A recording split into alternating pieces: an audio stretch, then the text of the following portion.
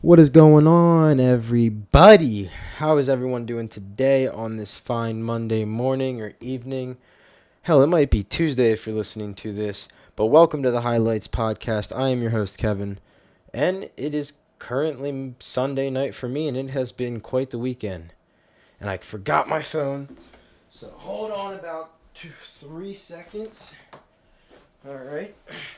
This just has all the info of what I'm actually going to be talking about. But the weekend and Thursday and Friday into the weekend, or Friday into the weekend, it's quite interesting for me. It's been a mix of emotions. I had a big oopsie on Friday, and I fucked up, messed up my car really bad, wrecked it, and it was my fault. I was doing something stupid. But that is what it is, and it's been a very emotional couple days for me. But my whole motto before this, no matter what happens to you, your life has highs and lows, and when the lows come, you just got to keep on pushing through and know that those good days are going to come, you know. Here it goes again. All right, I'm taking the sunglasses off, bring it back a little bit. I'll take the hat off too. I'm going to keep the hat on. I do have a little couple bangs and bruises on me, but that makes me look like a fighter, basically, like from this weekend. Like, I honestly could have been fighting in UFC 259 if someone asked me what happened to me. So we're going to be starting off from the top, though. Instead of starting out from the bottom and the prelims like you watch it on Saturday, we're going to be starting out from the top. But we just had UFC 259 happen, and it was a very interesting card, honestly. There was a lot of things that happened, but not all of them were necessarily knockouts. I know a lot of the prelims were. But a lot of the actual main card had a lot of interesting things happen in my eyes.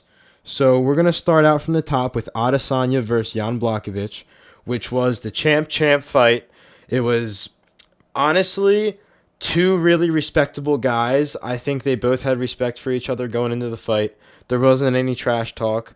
And from what I heard in the press conferences afterwards, they did have that respect with each other's power and their style. And I think, in my opinion, so for those of you that don't know, Israel Adesanya lost to Jan Blockovich at the end of the night. So Jan Blockovich kept his title. It was a light heavyweight bout for his Jan Blachowicz belt. And Izzy was going up from middleweight. So that's at 185, and he's going up 15 pounds or 20 pounds to 205. Now, he weighed in actually under at 200.5 pounds, so 200.5, and Jan weighed in at 205. But I think that for Izzy is his walking around weight, basically, so he didn't really have to cut. He was just focused on training and everything and making sure he was going to be comfortable when he walked in the ring. And I definitely think he was. It's not like it wasn't his day or anything, I don't think, and that's not how he took it. But Jan definitely had a better game plan, I think, towards the end compared to Israel, and it definitely worked out for him. And what happened was the first round was basically, I think, each other figuring each other out, and with that, Israel Adesanya usually can get more scoring points because he is a kickboxer and he can manage the distance a little better.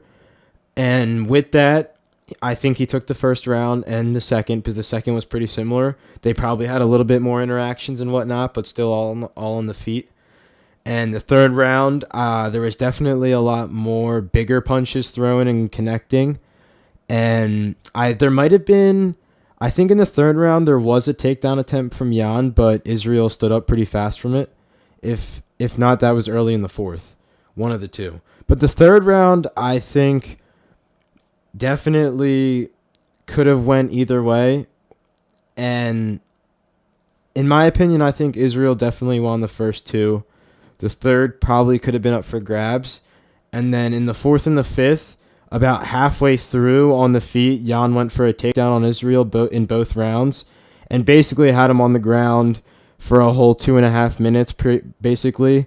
Just not really ground and pounding him, but just keeping him on the ground. Like, Israel didn't walk out of the fight with bruises and blood. Like, he wasn't battered up or anything. Like, this is Israel Adesanya we're talking about. This guy is a well-known middleweight legend right now, and he walked out of the fight with no bangs or bruises. That's pretty good for him, that's not necessarily that's the best loss you could essentially have had if you're Israel Adesanya.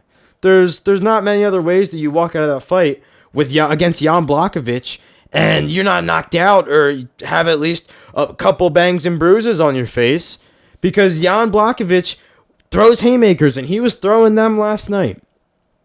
But definitely big credit to Jan Blachowicz for getting the takedown and not letting Israel Adesanya get up. Israel Adesanya said that he noticed Jan gave him some space in the third round when he took him down, or on the first takedown, and when he gave him space, Izzy shot right up, and he was back on the feet. Jan did not give him that space in the fourth and the fifth. And with that, he definitely just showed that he had full control of Israel Adesanya. And I think Jan was probably a little heavier than him, but I think it was mostly the space that he did not let Israel Adesanya have.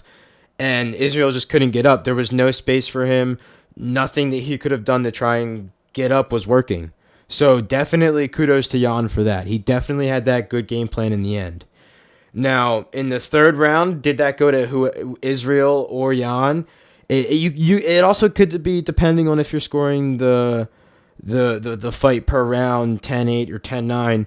And in the end of the fight, Jan won, and I definitely think with the way he was fighting in the fourth and fifth round, he definitely won the fight. He definitely had Israel Adesanya beat, and there was nothing he was doing. And even in the last 10 seconds, Jan was doing some big ground and pound that probably, if he kept going, could have got worse. But that's a what-if situation. But in the end of the fight, you figure out the scores of all the judges, and there was 49-45, and that was, I think, maybe from two judges, maybe.